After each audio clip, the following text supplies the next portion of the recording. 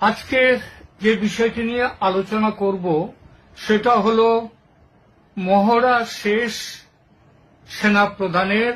প্রধানমন্ত্রী তেজগাঁও বিমানবন্দরে কিভাবে নামবেন, কোথায় যাবেন, কোথায় থাকবেন, সেই পুরো রিপোর্ট মোটামুটি ফাইনাল হয়ে গেছে।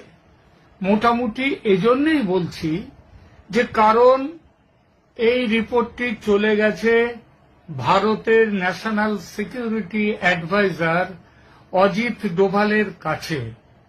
তিনি এটা পুরো পরীক্ষা করবেন, দেখবেন এবং তার সঙ্গে থাকবেন আরো কয়েকজন। পরে তাদের কথা বলছে, একে একে আলোচনার মধ্যে আসবো যখন, এবং সেখান থেকে এটা পাস হয়ে গেলে, অর্থাৎ তারা হ্যাঁ বললে, তখন পরবর্তী আর মহড়া নয়, পরের কাজগুলো হবে। আর যদি ততক্ষণে যদি মনে করা হয় যে কোনো জায়গাতে এই বিষয়টি নিয়ে কিছু পরিবর্তনের প্রয়োজন আছে, তখন সেইটাও করা হবে।